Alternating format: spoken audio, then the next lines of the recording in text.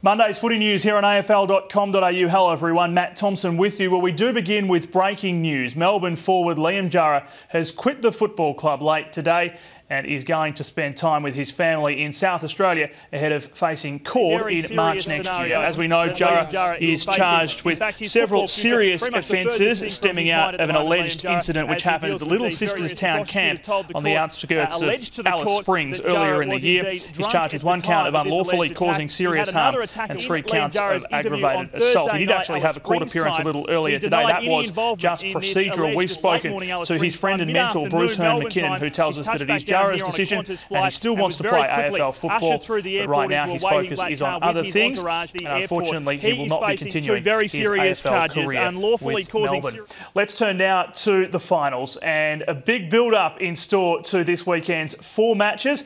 We'll begin at Hawthorn, where of course filling the void left by the injured Brent Guerra is the big question. Hopefully the depth of our squad will be able to cover Gui, but we know he's not only an important member for us in terms of his on-field capacity, but he's a beauty off the field too. So he'll be sorely missed, but you just got to move on and replace him with another guy this week. Lance Franklin is far from struggling despite his late season injury woes. Perhaps the bigger worry ensuring Buddy and his housemate Magpie Sharad Wellingham aren't trading any secrets. Look, they're mates. I think a lot of blokes these days have mates within other sides, and they sort of know what to talk about, what not to talk about if you're playing them that week. Buddy won't tap his hand a couple of times, accidentally perhaps? I will be telling him to, but whether he does it or not, we'll wait and see. Sharad and Buddy are like boyfriends. I think we give him a bit of flack around the club, but I'm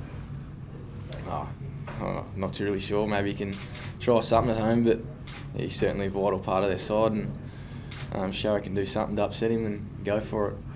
The Crows have won the right to play at home, and coach Brenton Sanderson is predicting a fierce encounter with Sydney. It's a great advertisement for this weekend's game. The number 1 and number 2 contested ball sides going head to head. It's going to be on. The Swans are not dwelling on their missed chance at a first week final in the Harbour City. There's nothing they can do about it, and they're ready to take flight again. It was definitely disappointing. I would have loved to have the home final, but our track record on the road has been good this year, and we're looking forward to just getting over to AAMI Stadium. Having injured his hamstring, Luke McFarlane is a big loss for Fremantle, but Ross Lyon has already moved on. So I won't pay too much attention to Luke from here. As brutal as that sounds, that's the reality of it, and we'll deal with the ones in front of us now, but he has had a great year, so we will miss him, but it's a great opportunity for someone else.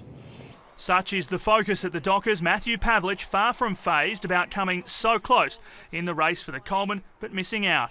I couldn't give much consideration at all to that award. I thought you were going to say something else. Yeah.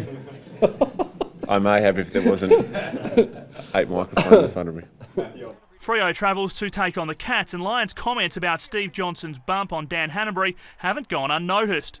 Yeah, it's an interesting way to answer the question, isn't it? But I have a lot of respect for Ross as an operator, and if he thinks it's appropriate to comment on those things, then I'm happy to back him in. While at North Melbourne, an admission of failure. In the past couple of weeks, Brad Scott admits he's taken his eye off the ball. Once we confirmed our spot in the finals, even my thinking started planning for this moment and this week. So it is a test of your professionalism to stay in the moment. We didn't pass that test, and that's part of our improvement as a footy side. But there'll be no problems mentally getting up for this week, and physically, I think we're in terrific shape.